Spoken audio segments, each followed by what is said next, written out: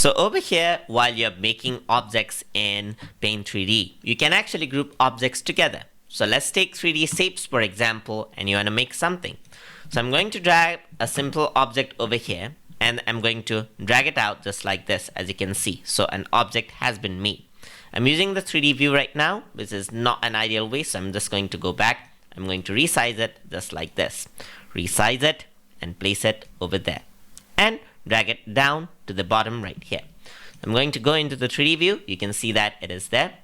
I want to create something like walls, for example. So let's say I'm creating a room of some sort. I'm going to click and drag right here.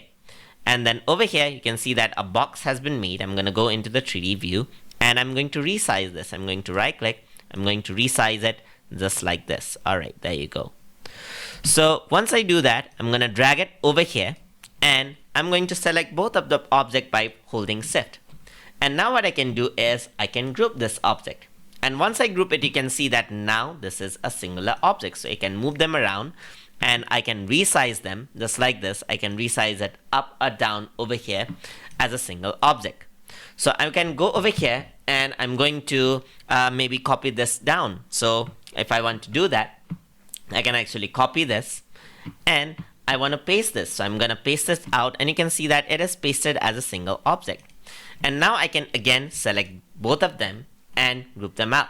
And now it is all a single object over there. So now I can select this object. I can resize them whole just like this, as you can see over here. I can resize it on that side, on this side, and so forth.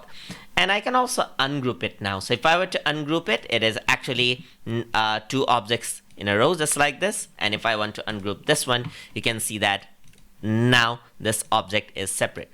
So you can create groups of groups, that is subgroups all together, and group multiple groups together to create a whole group just like that. So that is how grouping works inside of Paint 3D. Hope you guys learned something as always. And as always, please like, comment, share, and subscribe.